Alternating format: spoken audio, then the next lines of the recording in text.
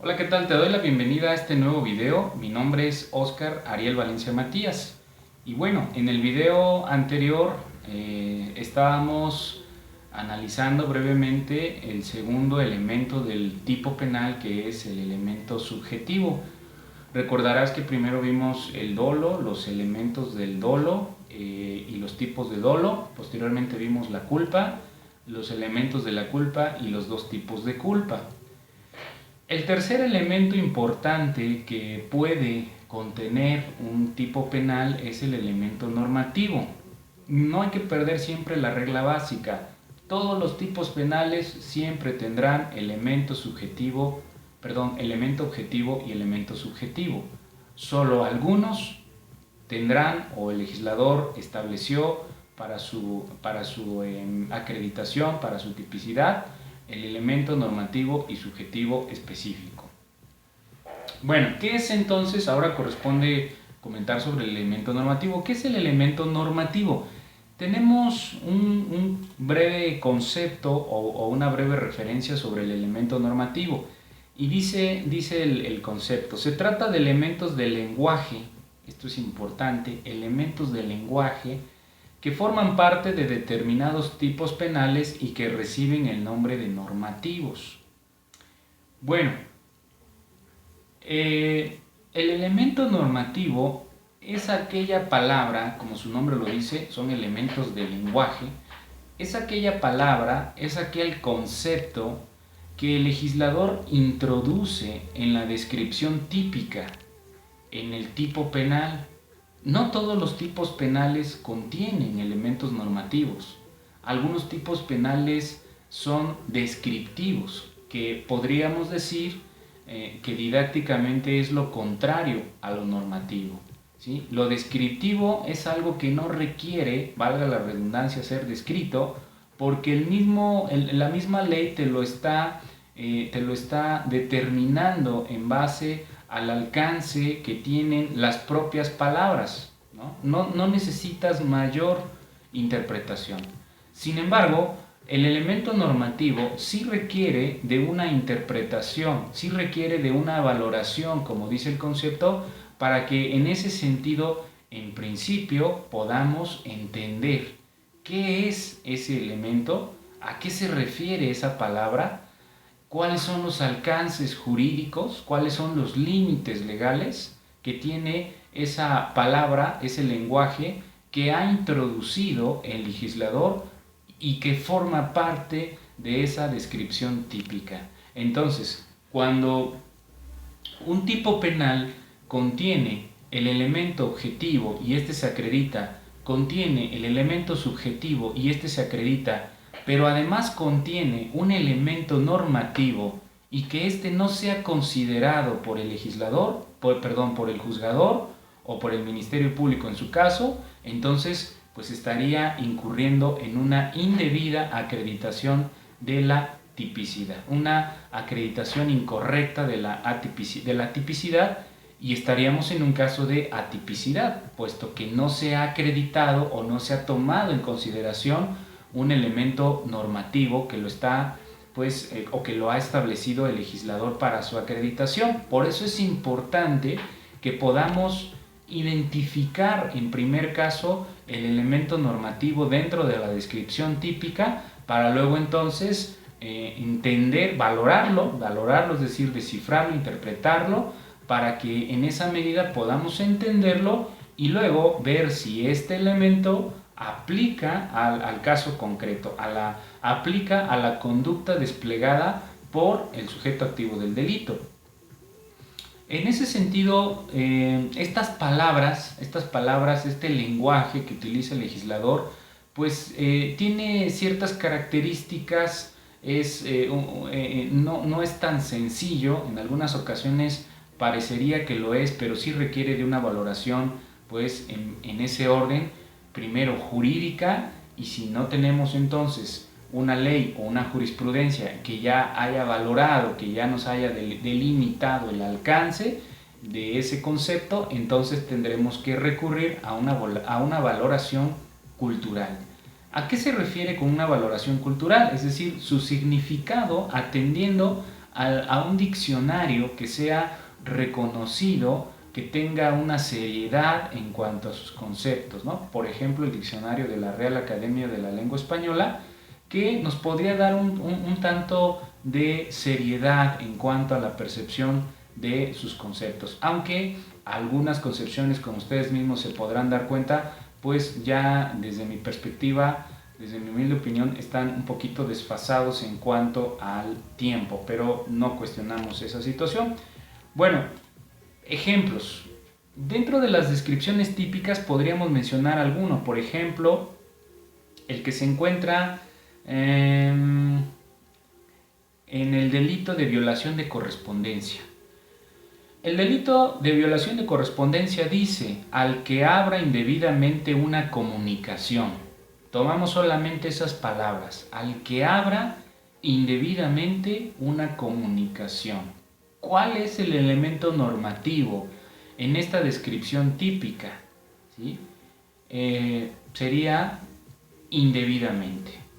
El elemento objetivo sería abrir una comunicación. El elemento subjetivo podría ser doloso porque lo hace de manera intencional, y el elemento normativo sería indebidamente. ¿Por qué indebidamente?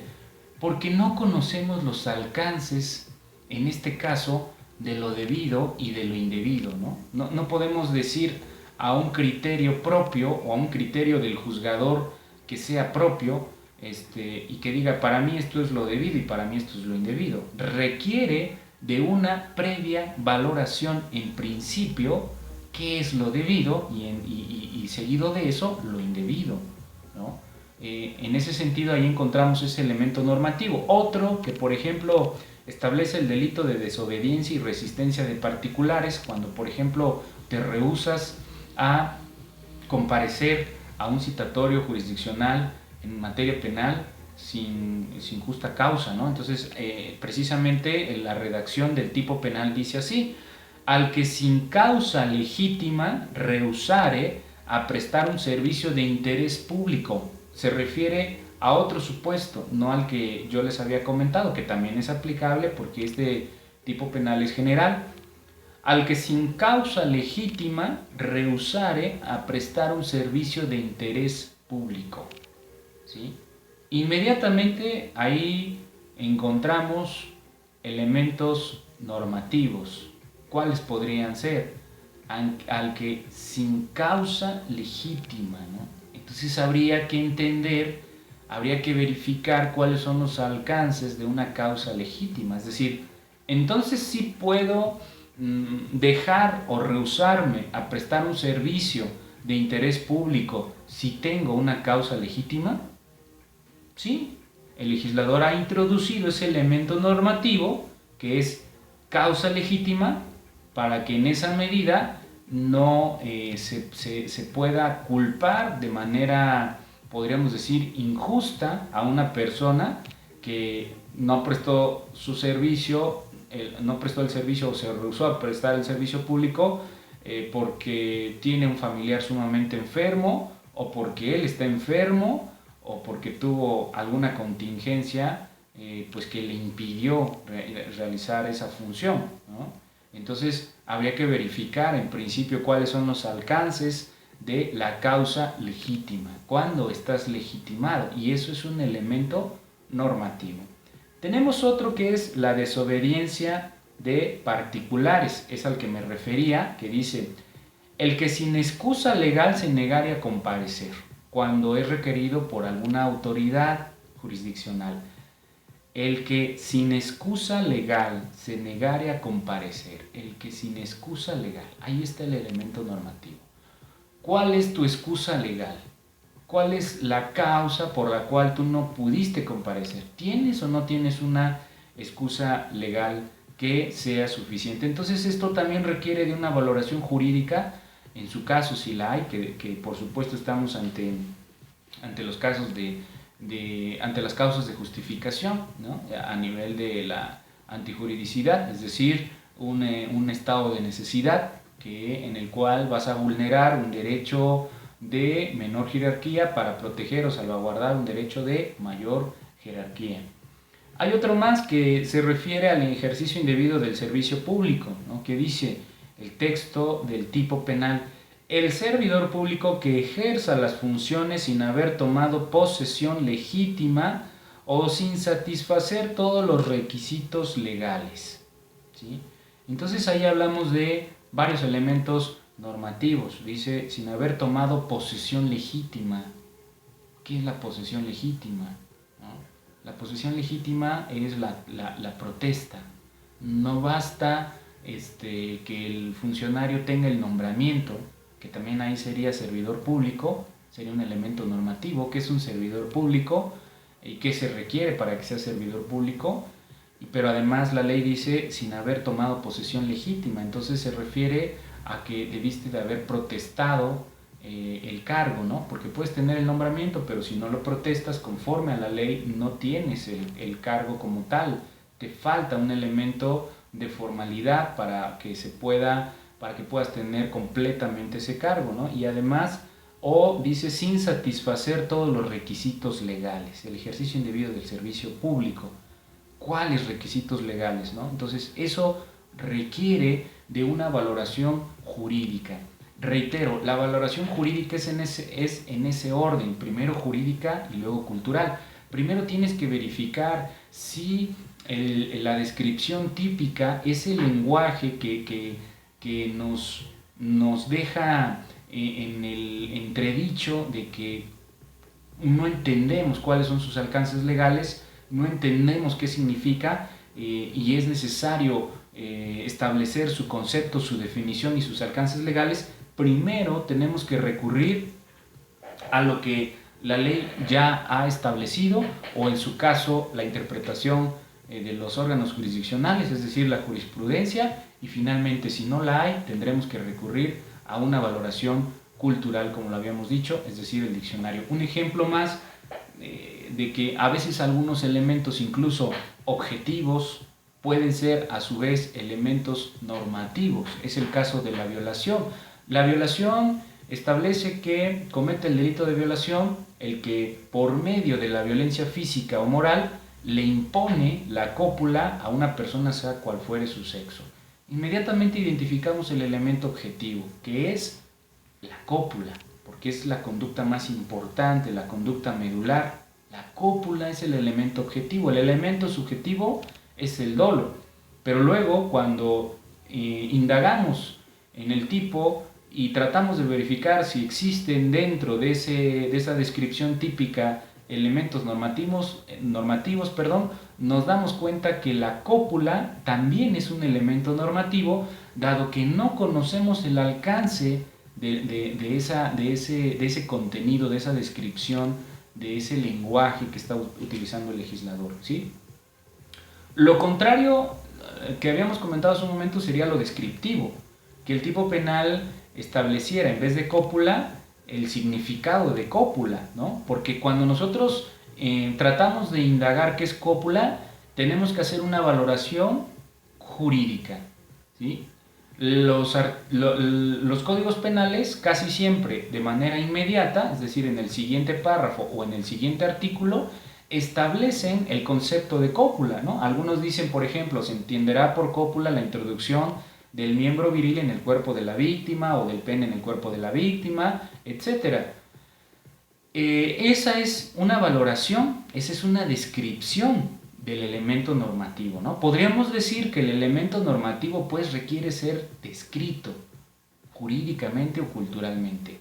Lo contrario al elemento normativo sería lo descriptivo, como lo decía yo anteriormente, es decir, que el tipo penal, en vez de decir al que por medio de la violencia física o moral tuviera cópula o le impusiera la cópula a cualquier persona, sea cual fuera su sexo, que el tipo penal estableciera al que por medio de la violencia física o moral le introdujera el miembro viril en el cuerpo de la víctima y se estableciera toda una serie de alcances, de tipos de cópula, cópula propia, cópula impropia, ¿no? O violación equiparada, lo cual tal vez complicaría un poquito más el entendimiento de los tipos penales, ¿no? Por eso el legislador lo que hace es introducir El elemento normativo para que éste sea valorado según el caso, para que se pueda adecuar según el caso concreto.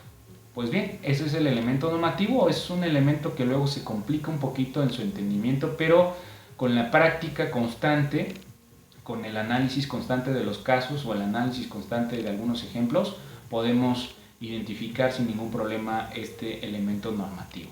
Bueno, por mi parte ha sido todo, espero haber sido claro y cualquier duda ya saben que estoy a la orden. En el siguiente video continuaremos con el último de los elementos, que es el elemento subjetivo específico. Me dio gusto saludarlos, hasta pronto.